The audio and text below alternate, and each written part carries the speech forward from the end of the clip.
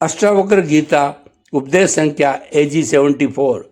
मुनि अष्टावक्र राजा जनक को समझाते हैं कि आत्मा हमेशा से स्वतंत्र है। जिसे हम बंधन मानते हैं वह सिर्फ हमारी भ्रांति है।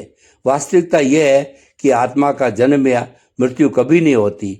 यह तो केवल शरीर है जो जीवन और मृत्यु के चक्र से गुजरता है। समस्या तब उत्पन्न होती है जब मनुष्य स्वयं को देह, मन और इंद्रियों के साथ जोड़ लेता है और यही अज्ञान उसे जकड़ लेता है। साधक जब ये पहचान लेता है कि वह शरीर नहीं बल्कि आत्मा है, तभी मुक्ति की पहली झलक मिलती है। यह ज्ञान केवल पुस्तकों या शास्त्रों से नहीं बल्कि प्रत्यक्ष अनुभव से मिलता है और उस अनुभव के लिए भीतर की गहराइयों में उतरना आवश्यक है। जब जनक इस सत्य को स्वयं महसूस करते हैं तभी वह संसार की सीमाओं को पार कर अनंत स्वतंत्रता का साक्षात्कार करते हैं। जब साधक इस सत्य को समझ लेता है तो भय और इच्छाएं स्वतः विलीन हो जाती है और केवल शुद्ध साक्षी भाव शेष रह जाता है। अष्टावक्र जनक को बताते हैं कि बंधन और मुक्ति का वास्तविक कारण मन ही है। मन की कल्पनाएं संसार की रचना करती है और जब यह विषयों की ओर दौड़ता है तो मनुष्य बंधन में फंस जाता है। यही मन कभी शत्रु बन जाता है और कभी मित्र भी। यदि इसे केवल देखने वाले दृष्टा की तरह देखा जाए तो ये सहायक सिद्ध होता है, लेकिन यदि इसके जाल में उलझ जाए तो यही बंधन का कारण बन जाता है।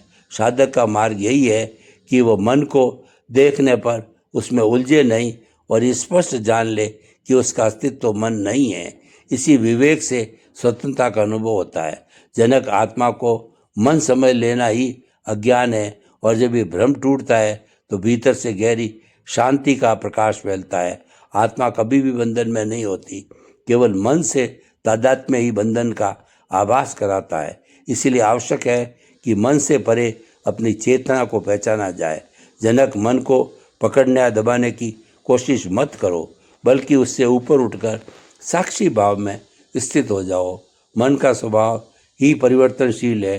कभी सुख का अनुभव कराता है तो कभी दुख में डाल देता है, लेकिन तू तो इन सब का साक्षी है, वह कभी नहीं बदलता। अष्टावक्र कहते हैं, यदि तू मन की लहरों से डगमगाता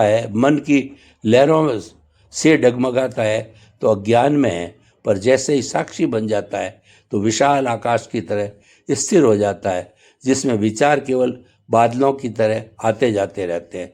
जो साधक इस साक्षी भाव में ठहरता है वही वास्तविक मुक्ति का स्वाद चखता है। यह कोई कठिन साधना नहीं बल्कि केवल एक सहज स्मरण है कि मैं विचार नहीं हूँ, मैं देखने वाला हूँ। इसी देखने की अवस्था में समाधि प्रकट होती है। जनक तुम स्वयं को देखने लगता है तो बाहर से भीतर की यात्रा पूरी हो जाती है और ये समझ लेना कि विषयों में आसक्ति हर दुख की जड़ है। अष्टावक्र जनक बताते हैं कि दुख का असली कारण विषयों में उछला हुआ मन है, क्योंकि वासना ही पीड़ा को जन्म देती है। जब इंसान बाहरी वस्तुओं और सुखों में तृप्ति ढूंढता है तो अपने वास्तविक स्वरूप से दूर भागता है, जबकि आत्मा की ओर जाने का मार्ग भीतर की ओर मुड़ने से ही खुलता है। विषय क्षणिक सुख अवश्य देते हैं, पर अंततः वही बंधन बनकर सामने आते हैं। ठीक वैसे ही जैसे मधु में लिपटा विष धीरे धीरे जहर बन जाता है। साधक को विषयों का अनुभव तो करना चाहिए, लेकिन उसमें आसक्ति नहीं पालनी चाहिए, क्योंकि वैराग्य ही आत्मा की पहली सीढ़ी है। जब तू देखता है पर उसमें डूबता नहीं, तभी भीतर का द्वार खुलता है और जागरण होता है। यह जागरण ही स्थायी आनंद तक पहुंचने का मार्ग है। साक्षी भाव आत्मा तक पहुंचने की सीढ़ी है। और जनक याद रख, तू ना शरीर है, ना मन और न ही विचार, तू केवल शुद्ध आत्मा है। जनक तू वास्तव में केवल साक्षी है। इस सत्य को केवल शब्दों में दोहराना पर्याप्त नहीं, इसे अनुभव करना ही आत्मा की ओर पहला कदम है। जब तू भीतर उस देखने वाले को पहचान लेता है तब द्वैत का पर्दा स्वतः हट जाता है। यह साक्षी ना जन्म लेता है न मरता है, वह तो केवल अस्तित्व है। सत्य, चित्त और आनंद का शुद्ध स्वरूप साक्षी बनने का उपाय है ध्यान। जहाँ तू अपने विचारों, भावनाओं और क्रियाओं को बस देखता है पर उसका संक्षेप नहीं करता, प्रतिक्रिया नहीं करता। जब यह देखने की प्रक्रिया गहराती है तब तू धीरे धीरे उनसे अलग हो जाता है और अलग होते ही आत्मा में स्थिर हो जाता है। अष्टावक्र कहते हैं, जनक, यह संसार वास्तविक नहीं है, यह तो केवल मन की रचना है, एक भ्रम है। जैसे स्वप्न में हम अनेक दृश्य देखते हैं पर जागने पर वे मिट जाते हैं, वैसे ही संसार भी अंततः कल्पना मात्र है। जैसे स्वप्न से जागते ही सारा दृश्य मिट जाते हैं, वैसे ही संसार भी मात्र एक माया है, जबकि आत्मा इस भ्रम से कभी प्रभावित नहीं होती। साधक जब मन के पार उठता है तभी उसे स्पष्ट होता है कि सब कुछ दृश्य है और देखने वाला कोई और है।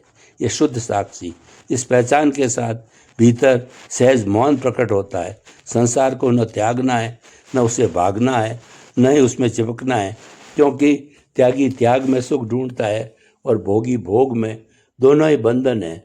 मार्ग यही है कि विषयों को जानकर उनसे ऊपर उठो, और यही पार ऊपर उठना आत्म साक्षात्कार कहलाता है। उस अवस्था में ना कोई आग्रह शेष रहता है, ना कोई विरोध, बस निर्मल शांति रह जाती है।